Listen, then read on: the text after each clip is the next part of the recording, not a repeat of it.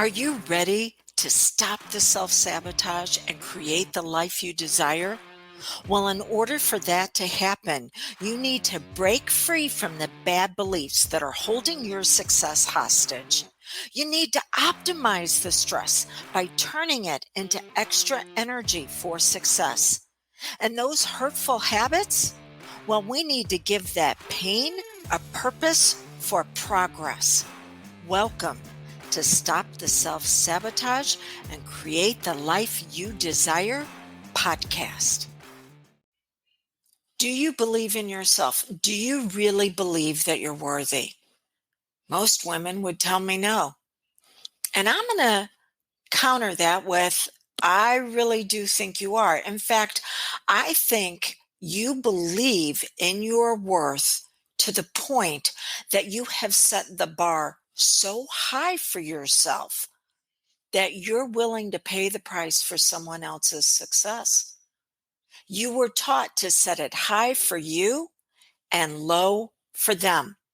Boy, just how much worth do you have to be able to take on someone else's values and make their life happen for them?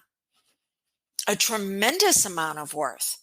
It's just that you've been taught to become entangled in the values of others at the expense of yourself. So you wind up giving yourself away.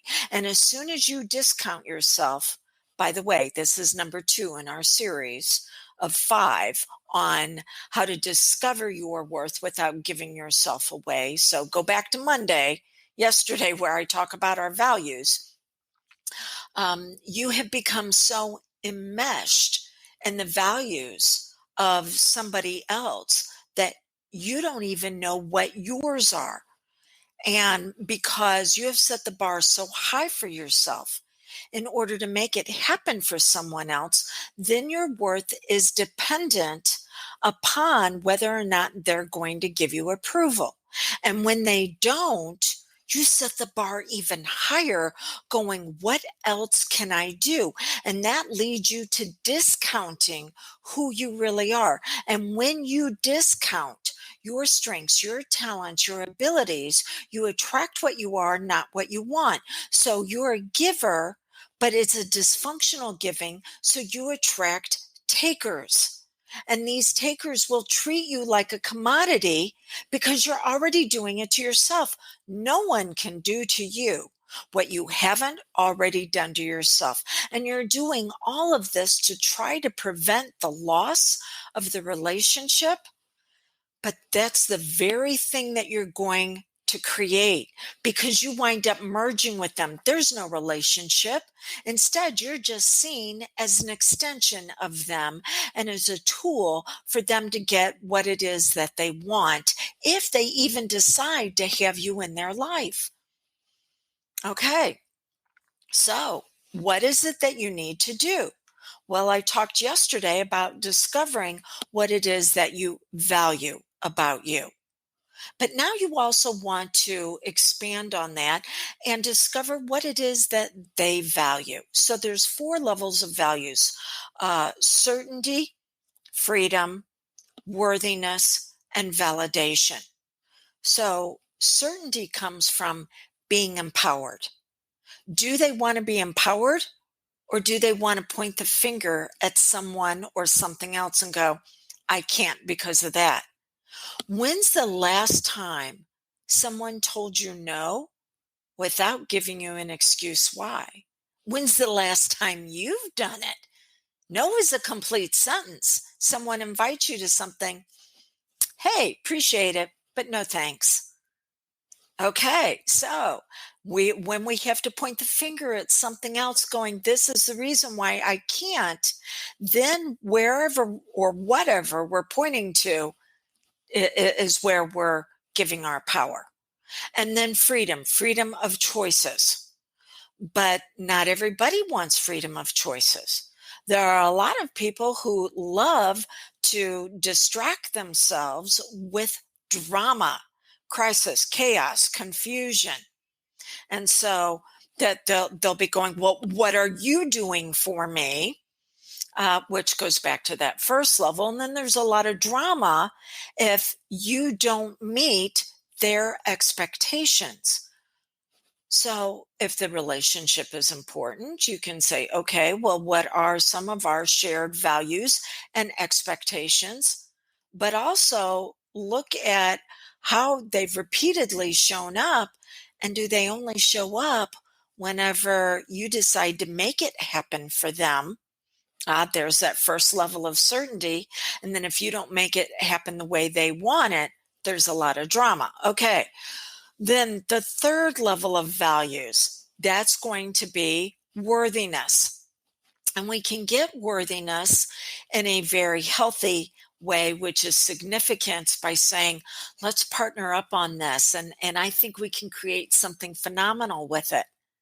Or we can get worthiness by going, look at how I have to sacrifice for them. So we're the perpetual martyr, or look at how I have to save them. I had somebody one time in my life that I really let down, and someone else decided to step in and go, well, evidently, you don't know what you're doing. And I'm thinking to myself, the savior, I get it. Doesn't make them wrong because they're acting on their programming and conditioning, just like we are when we discount ourselves to give ourselves away. That's programming and conditioning.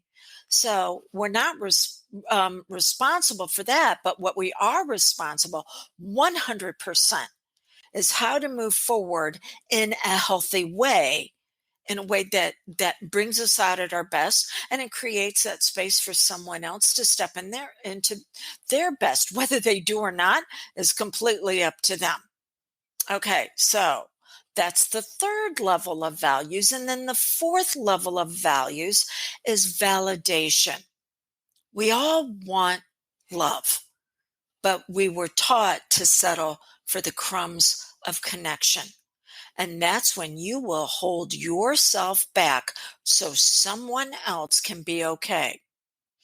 There was a group that I was involved with for a number of years, and I began to hear the phrase over and over again, you will know them by their fruits. You will know them by their fruits. And the more I got to know the people personally in this group and see that the group had not done anything to improve the quality of their lives, more I was going, I need to get out of the group. Okay. And then I get into a different one. And within 72 hours, I connected with several people where, yes, the group had had an impact in a very short period of time. So, what are the values? Have you been taught to connect by being a hot mess, or being the martyr or the savior for other people who are in hot messes? And then you're always dealing with drama. And then when things don't go right, because you come in on your white horse, going to make everything wonderful, your unicorn, farting glitter rainbows, and it does not work, then they get to blame you. You cannot assist someone else with discovering their values.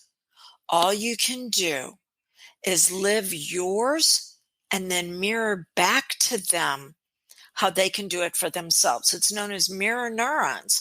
When we see somebody who's got something we want, we desire, well, that's because we possess it ourselves.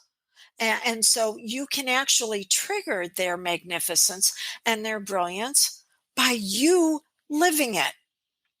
But to do that, you have to know what values you want to engage with, which is the reason why I have a class coming up that is called How to Soothe Yourself Without Self-Sabotage, How to Make Decisions Without Drama, and instead make decisions from the destiny that wants to pull you forward, how to discover your worth without giving yourself away, and how to love without hurting yourself.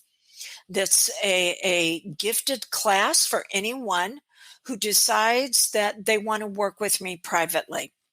And if that might be you, then reach out to me either by text or message 1-636-699-7791.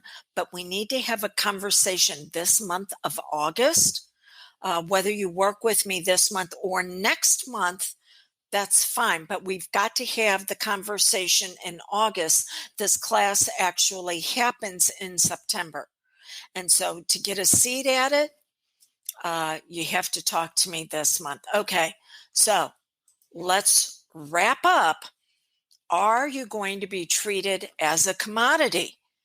Well, as long as you continue to believe that their values are more important than yours are, and that you have to become entangled in their life, their drama, their worth, and their connection because they can't survive without you saving them or rescuing them, you will always be considered a commodity that when they're done getting what they can, they'll go on to the next.